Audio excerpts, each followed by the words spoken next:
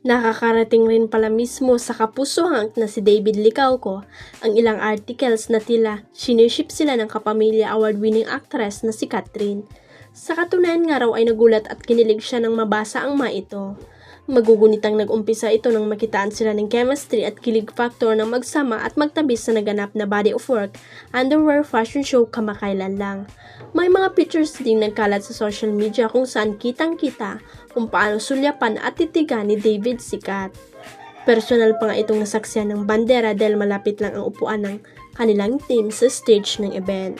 At dahil nga dyan maraming supporters ng dalawa ang humihiling na sana'y bigyan ng chance na magkaroon ng collaboration project sina Kat at David.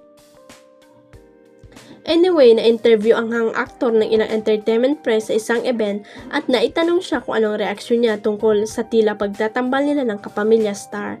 Nagulat ako syempre pag amin ni David. Chika niya, growing up, si Catherine yung someone I really look up to. I watch all her movies with Daniel Padilla. I am a fan. And now I've been seeing write-ups about us. Kinikilig ka rin dun, diba? Kahit naman sino. And I think everybody wants to work with Catherine. Anya pa. Bago maibig sa bahay ni Kuya, noong nakaraang March 29, nakatanggap naman ang magandang sorpresa si Ashley Ortega mula sa kanyang ina. Sa huling sandali ng kapuso actress bilang housemate sa PBB Celebrity Collab Edition, muli siyang pinapunta ni Big Brother sa confession room at pinabukas ang isang kahon. Naglalaman ito ng sulat mula sa nanay ni Ashley na 3 taon na niyang hindi nakakausap. Pagkabuklat pa lamang niya ng papel ay napahagulhol na agad ang dalaga. Binasa ng actress ang letter, Dear Ashley, matagal na kitang pinatawad, matagal na rin akong nag-aantay sa'yo. Tandaan mo, mahal na mahal kita. Kayong mga anak ko, ginagawa ko lahat para sa inyo, kaya ganyan ako ka-strict at maalaga. Mag-ingat ka at magdasal palagi.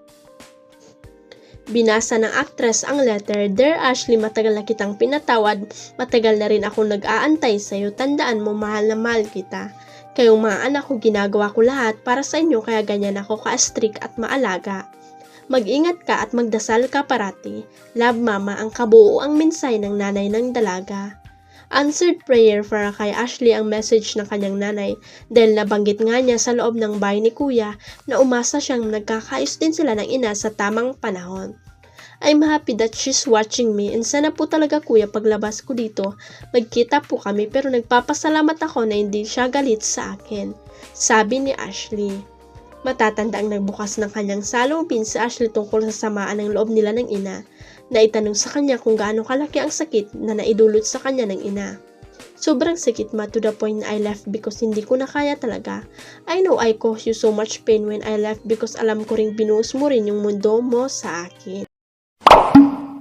Huwag kalimutang i-click ang subscribe button at i-ring ang notification bell para sa latest at legit chika updates.